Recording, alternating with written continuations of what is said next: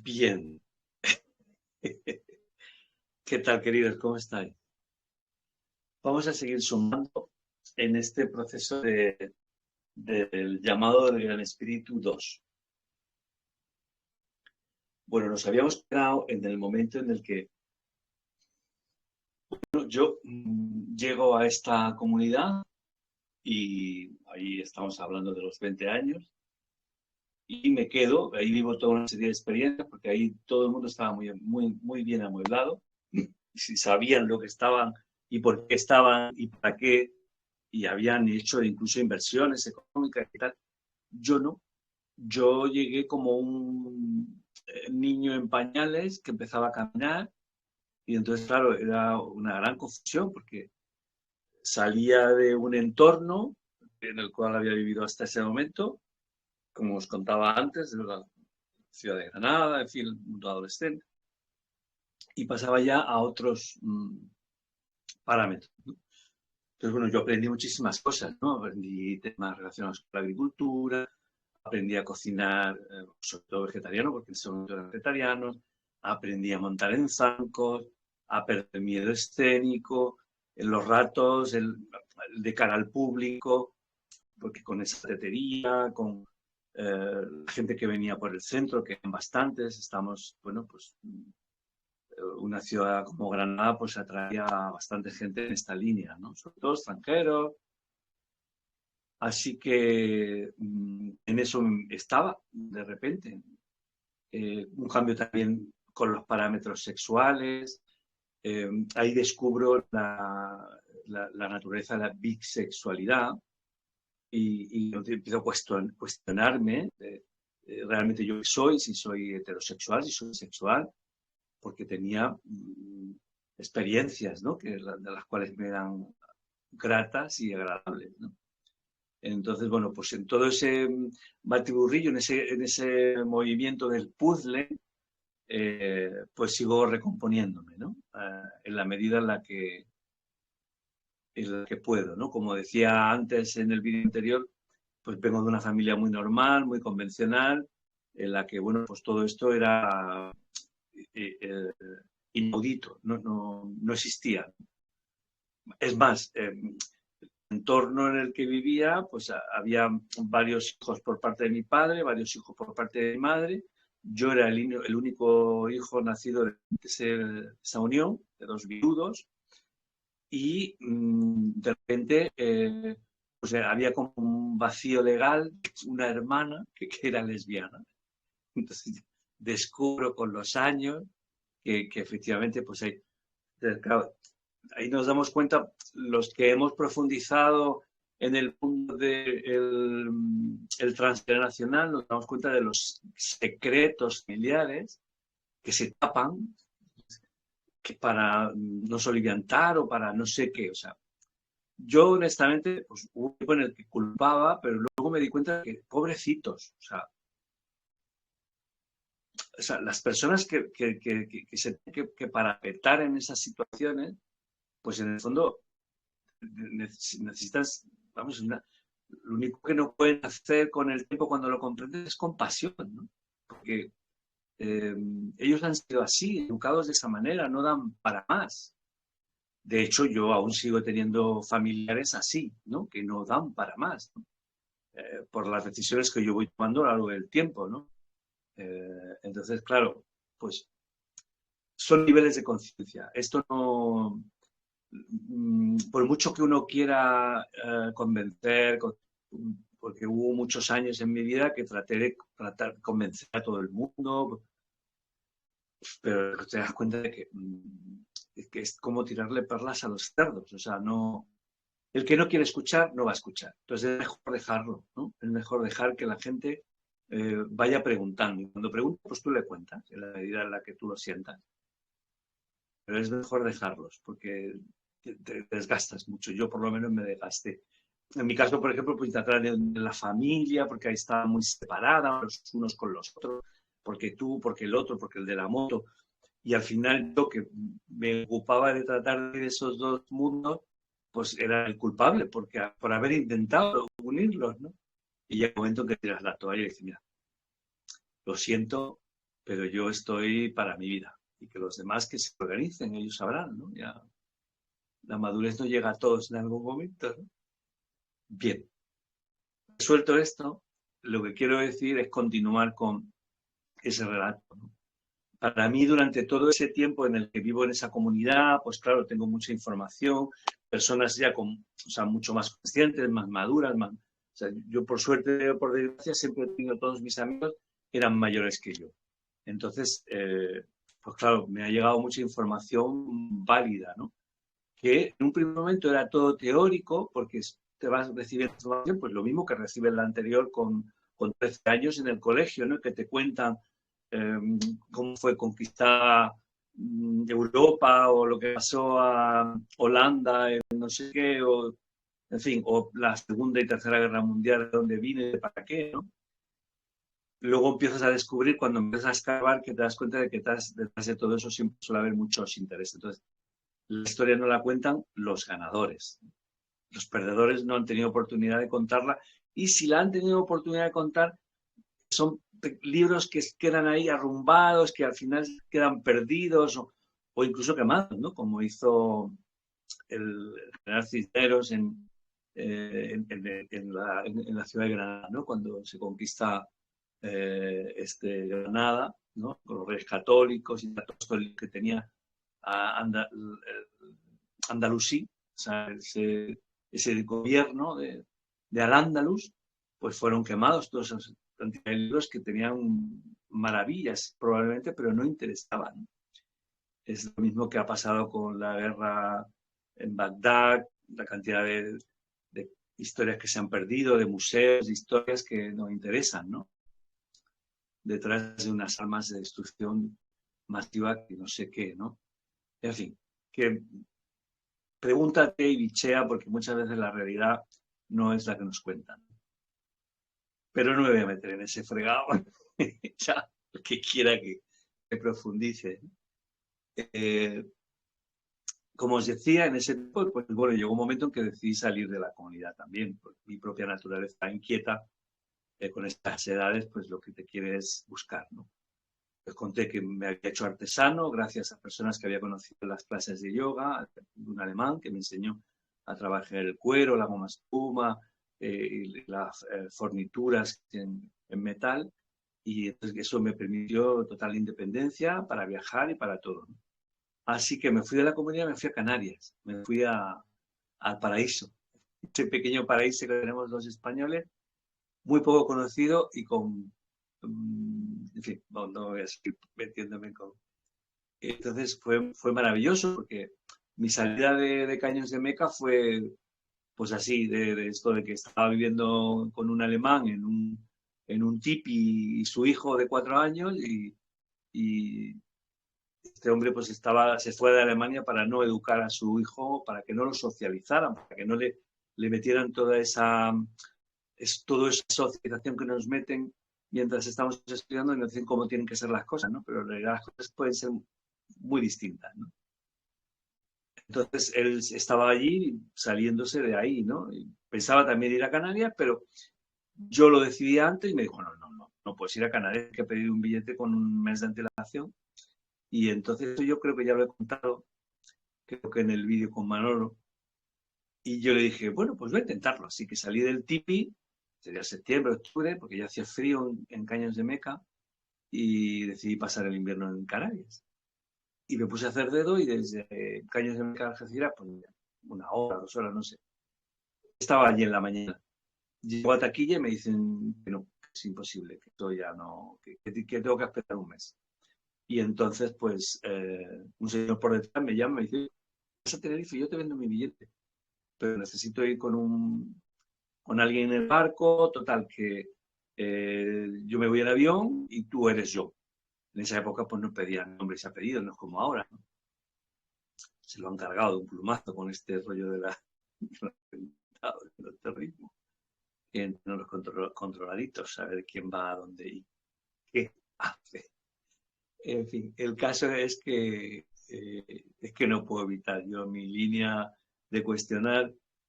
Así que nada, pues efectivamente me fui a Canarias de un día para otro con un BMW en la bodega y en primera, con unas pintas de hippie graciosas, y cenando con el capitán. Por un precio de mitad de precio el billete, o sea, una locura. En aquella época, pues el barco tardaba transmediterráneo, creo que eran 3 días o 4, ¿no? Y nada más llegar a Tenerife, pues fue llegar a la Atlántida. O sea, ya en ese tiempo yo ya había oído hablar, había leído cosas sobre la Atlántida. Esa historia, sabemos, de Platón y tal, un continente, esas cosas que no sabemos en nuestra propia tierra y que han ocurrido. Y están ahí veladas porque no hay, o sea, hay intereses de que no se sepa, ¿no? Bueno, en fin, el caso es que yo sentí que aquello era mágico, me sentí acogido. Nada más llegar, empecé a recabar información, iba buscando un pueblo del cual me habían hablado, pueblo abandonado, en el norte de la provincia, y efectivamente di con él, en Garachico, concretamente, por encima de Garachico, un pueblo donde no llegan los coches, que estábamos en los 80 y algo, pero los coches no llegaban, tenías que ir caminando. Y yo como ya venía un poco con toda esa información del sistema, lo que hace y tal, pues venía rebotado, pero intelectualmente, no porque lo hubiera vivido, ¿no? Entre comillas, ¿no? El caso es que, bueno, yo en ese momento no había tenido ni una hipoteca, ni un coche a mi nombre, ni una mujer, ni la tendencia de nada, porque también a nivel estudios pues, soy un fracaso escolar. Gracias a que soy un fracaso escolar, pues me he librado de una gran parte de esa socialización, ¿no? Y luego en esos años tampoco veía películas que por donde nos han metido la forma de vida americana, que hoy todavía tratan de imitar muchos ciudadanos de nuestro país y de Europa. La fórmula, ¿no? El happy, feliz, ¿no? El hijo es triunfar, en fin, ya lo hablaba el otro día. Así que nada, llegué y me fui al banco. En ese caso había la que estaba en la caja rural, no, la caja de ahorros de Granada, que bueno, que estaba por todo el lado y en este caso pues podía, llego al banco y digo, deme todo mi dinero. Enfadado. Imagínate, un crío de 20 años. Eh, no, no puede ser, usted que dejar al menos una peseta en aquella época. Vale, pues deje una peseta. Y delante del tipo cogí y rompí mi cartilla y me cogí mi dinero y mi mochila y caminando al pueblito este abandonado que estaba pues a una cierta altura, maravilloso, un paraíso.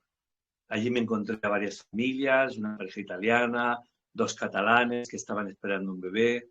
Fui acogido, no lo siguiente, y había una casa para mí, una casa a la cual pues ocupé, la arreglé, la acondicioné y ahí estuve viviendo un año. Salía y entraba porque, bueno, la isla tenía que de pocas horas, estaba del norte a sur y el sur pues era muchísimo más agradable. Estaba la playa de la Caleta, donde también había cuevas que podías visitar o dormir en la playa porque el clima te lo permitía. Y todo el mundo, pues, un plan muy benevolente y cariñoso y acogida. También otra playa parecida a Caños de Meca, donde podías pasar semanas sin salir, porque la gente venía a Playa Nudista y te compraba tu artesanía y entonces, bueno, pues tú vivías de eso, de la incluso te dejaban, o sea, que te podías pasar semanas sin salir, era el paraíso. La verdad que fue un año maravilloso, conocí gente encantadora, aprendí muchísimo porque ahí ya pues empecé con temas más profundos, de tarot, del astral, los sueños lúcidos, en fin, todo el tiempo, que es lo que quiero decir con este proceso del que estoy hablando, todo el tiempo me sentí sostenido. O sea, el gran espíritu, llámale Dios, llámale la fuente, como tú quieras, iba proporcionándome los contactos, las personas, las circunstancias más adecuadas para que mi alma aprendiera pues, lo que ha venido a aprender a este mundo. Desde un lado, en mi caso, que yo ahí estaba volcado en el espíritu, la conciencia, una mente superior, pues era todo fácil, armonioso. Eh, conflictos, yo no recuerdo ninguno, absolutamente ninguno. Todo era amable, favorable, cualquier movimiento que hacía se encontraba sana, eh, la verdad que los recuerdos de ese año, experiencias extracorpóreas impresionantes, de hadas, de cuevas mágicas, de espolvorearte con polvos las hadas, encuentros con seres de luz. Además es que las islas son bastante especiales en ese sentido. En aquella época, sobre todo, y en conclusión, la que saqué años después, ya llegaremos a ese capítulo, acabé presentando un programa de televisión y metiéndome mucho en todo este mundo. Claro, tuve que investigar para poder abordar todos los temas que el programa sostenía, que en este caso eran misterios, ¿no? Entonces, luego ya pues descubrí que efectivamente es que, ¿qué ocurre? Nosotros tenemos una historia en Europa bastante grande, a nivel de historia, de unos cuantos miles, ¿no?, de años. Luego ha habido un condicionamiento del inconsciente colectivo bastante, con bastante añada. ¿Qué ocurre en Canarias? Que Canarias tiene 500 y pico de años. Antes de eso vivían guanches con taparrabos, que adoraban al sol, cultivaban la tierra, eran ganaderos, en invierno vivían en la costa y en verano vivían en la montaña, que es donde hacía más fresco. Entonces, además, unas islas envueltas siempre en nieblas y tal, que muchos de los que pasaban por allá, pues ni siquiera llegaban a verlas, porque estaban como cubiertas por toda una... protegidas, en definitiva. Finalmente llegaron los españoles y les costó porque no se dejaron. Los guanches tenían conocimientos, bueno, de piedras, o sea, pero sabían ubicarse, de qué manera y tal. Finalmente, bueno, pues hicieron una masacre. Algunos guanches que fueron rescatados en África, porque los vendieron, los que se quedaron, los que no murieron, pues algunos se incorporaron al propio sistema y otros pues fueron vendidos en África, ¿no? Y contaban estos que no habían sido prostituidos, que, bueno, pues que ellos, pues eso, adoraban al sol, que no tenían ningún problema, o sea, vivían en una armonía perfecta, tenían mucha conciencia con todas esas energías. Y bueno, lo que estaba hablando es que a raíz de que en esas islas no hay tanto tiempo del inconsciente colectivo, yo llegué a la conclusión de que eso es lo que facilitaba todas esas experiencias que había de ovnis, de esferas que se veían lumínicas corriendo por los barrancos, seres de luz, en fin, infinidad de historias que llegaremos al capítulo en donde, bueno, pues yo he tenido de esas unas cuantas en las islas, y en aquella época quiero decir que era más fácil. Hablamos de los años 80, principios de los 80, 83, 84, 85. Era otra energía. Todavía no había llegado el turismo fuerte, aunque ya era un referente turístico a nivel internacional las Islas Canarias, pero estaban empezando, llevaban, yo qué sé, 2 décadas, algo así, ¿no? Entonces, había poca densidad. Ahora, cuando las visitas, ya se empieza a notar desde mi punto de vista, ¿eh? Yo soy un ser sensitivo y noto que hay otra densidad, hay otra... De hecho, han dejado de pasar tantas cosas como pasaban antes. Ahora pues, se está viviendo de los réditos de todo aquello, ¿no? Pero antes había muchísimo más avistamientos. En fin, es que no puedo evitar hablar de todo esto porque es que me metí de lleno en ese mundo gracias a que, bueno, pues un maravilloso y gran amigo, José Gregorio González, que aún sigue en el tajo de los medios de comunicación y de todos estos misterios en las islas, incluso a nivel nacional, con Iker Jiménez y demás, me invitó a sustituirlo en su programa de televisión Misterios, un programa que tenía en una de las cadenas locales, una cadena local allí, pues se ven distintas islas, en fin, que era pues un poco potente, ¿no? En este caso, televisión, pues se veía Tenerife, se veía La Palma, parte de La Gomera, y de rebote a veces también en Gran Canaria, ¿no? Pero bueno, el caso es que eso me permitió conocer en profundidad tanto a investigadores como lugares realmente especiales, poco conocidos aún en aquella época. Ahora ya pues es más difícil porque gracias a las redes sociales que mandas una ubicación y ya todo el mundo conoce la playa de tal o el barranco de no sé qué. Hasta ese momento pues era poco visitado y entonces al final nosotros, los seres humanos, de alguna forma llevamos toda nuestra impronta y todas esas presencias que llevamos a nuestro alrededor, que finalmente todas esas cosas pues se van como densificando y esas experiencias de otras dimensiones pues pasan a ser pues mucho más leves, ¿no? Esa es mi conclusión. Yo sí estoy en lo cierto, ¿no? Pero esa fue mi conclusión con los años, después de visitar ya en años posteriores, pues ya estoy hablando de 2005, 2007, 2008, o sea, otras fechas que no eran los 80. Así que así llego yo a Canarias y así pasé pues prácticamente, como os digo, un año. Y lo más gracioso es que la vuelta fue algo parecido a la ida, ¿no? Estaba con unos amigos que eran, pues ella tenía familia numerosa y entonces en aquella época pues tú podías viajar con un billete, aunque no fuera tu nombre, pero en este caso era de esta familia numerosa y creo que no sé si me costó nada o muy poco.